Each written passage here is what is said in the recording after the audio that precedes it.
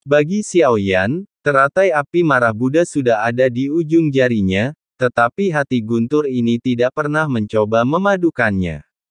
Tapi saat ini, Xiaoyan tidak terlalu peduli, tidak peduli apakah dia berhasil atau tidak, dia hanya bisa mengambil resiko. 3 jenis api guntur muncul di luar tubuh Xiaoyan, tapi bagaimanapun juga, mereka berbeda dari api. Persamaannya adalah keduanya merupakan energi kekerasan. Xiaoyan menjalin tangannya dengan cepat. Guntur itu jauh lebih sulit daripada api dan lebih tidak teratur, menggandakan kesulitan fusi. Nafas api putih dapat dikendalikan dalam waktu yang sangat singkat, sehingga tidak banyak waktu tersisa untuk Xiaoyan.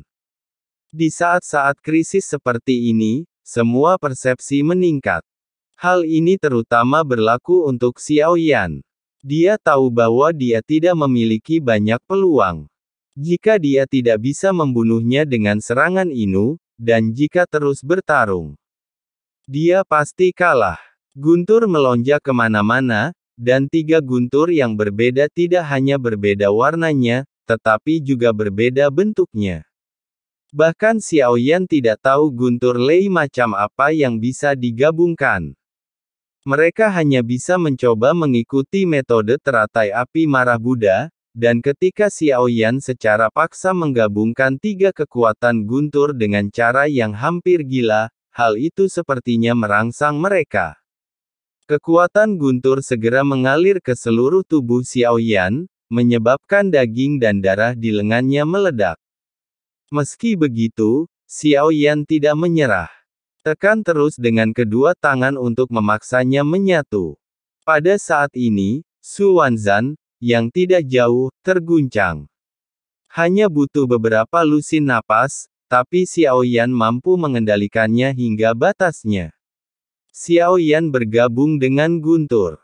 Su Wanzan berangsur-angsur sadar dan menggelengkan kepalanya yang masih pusing. Perasaan barusan benar-benar membuatnya menggigil di dalam hatinya. Jika anti peradangannya cukup kuat, kekuatan gabungan ini dapat membunuhnya sepenuhnya.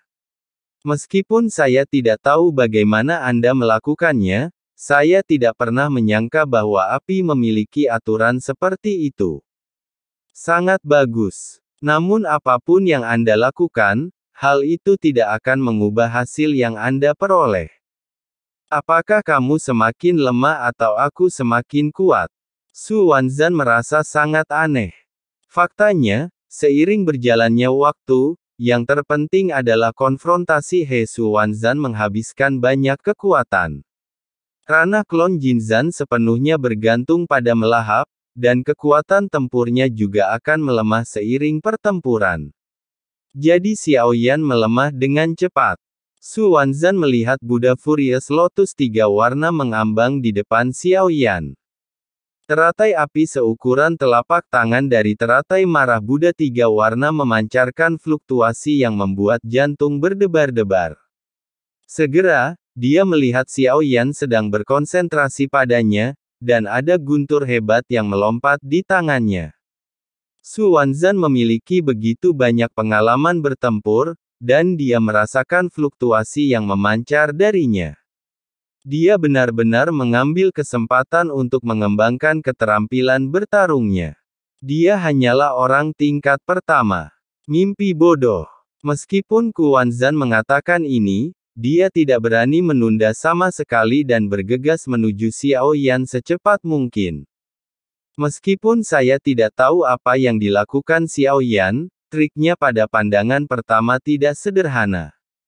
Xiaoyan segera menginjak bola di kakinya, dan Ji Lei menuntunnya untuk menembak ke belakang.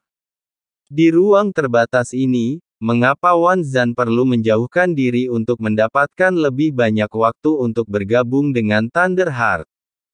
Penggabungan pertama itu sulit. Semakin sering hal ini terjadi, Xiaoyan menjadi semakin fokus.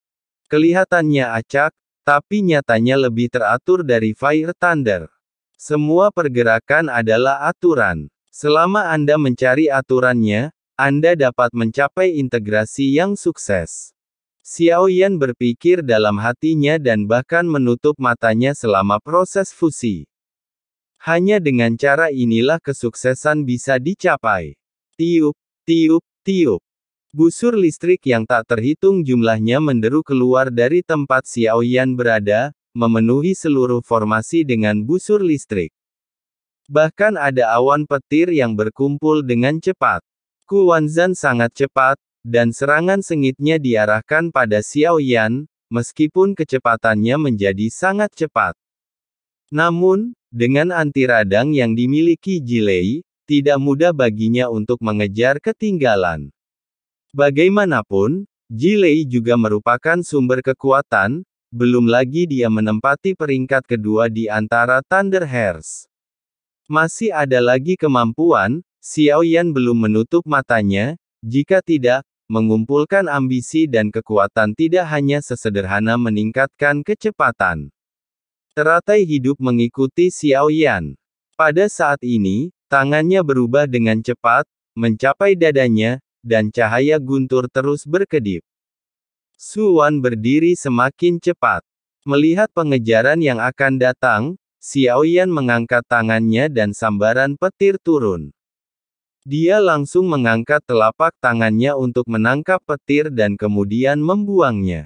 Setelah mendengar ledakan guntur yang unik, Kuwanzan mengangkat tangannya untuk melihatnya, tetapi pada saat bersentuhan dengannya, kilatan petir kecil yang tak terhitung jumlahnya menyapu tubuhnya, membuat bentuk tubuhnya konsisten.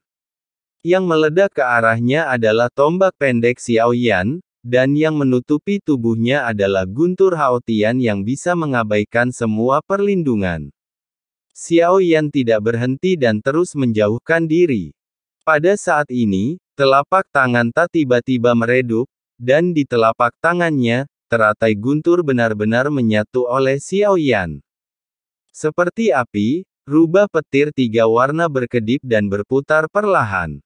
Namun yang harus dilakukan Xiaoyan tidak sesederhana memadatkan Lei Lian.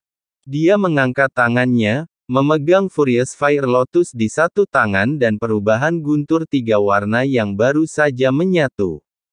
Saya melihat tatapan tajam di mata Xiaoyan, dan teratai api dan teratai guntur dengan atribut berbeda dan kekuatan penghancur yang sangat besar bertabrakan dengan sengit.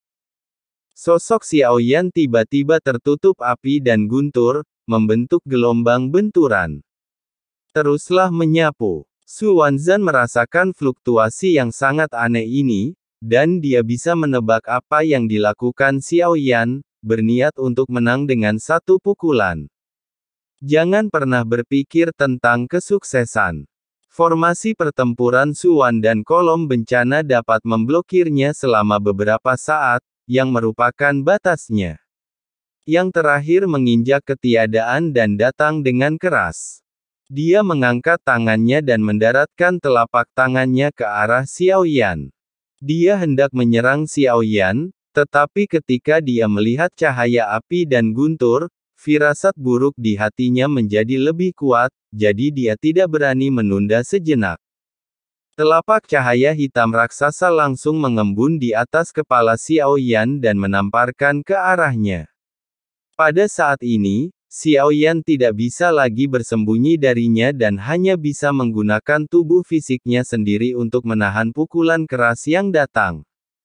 Sosok Xiaoyan tiba-tiba ditampar, dan seteguk darah muncrat. Meski pukulan itu menyebabkan badannya goyah. Meski begitu, api dan teratai petir di tangannya tidak berhenti. Kekuatan telapak tangan ini begitu dahsyat hingga tubuh Xiaoyan terus meledak. Darah berceceran di mana-mana. Mencari kematian di Su Wanzan Kendo. Xiaoyan sangat marah sehingga dia menjadi semakin gelap. Dan seteguk besar darah tiba-tiba muncrat dari tubuh, dan seluruh daging dan darah meledak. Hancurkan bintang lain. Xiaoyan meraung, dia harus berhasil memadukan combo api dan guntur kembar ini. Hanya dengan cara inilah Su Wanzan bisa dikalahkan. Tentu saja, selain itu, tujuan sebenarnya adalah menggunakan kekuatan kedua perubahan tersebut untuk melihat apakah mereka bisa mematahkan formasi.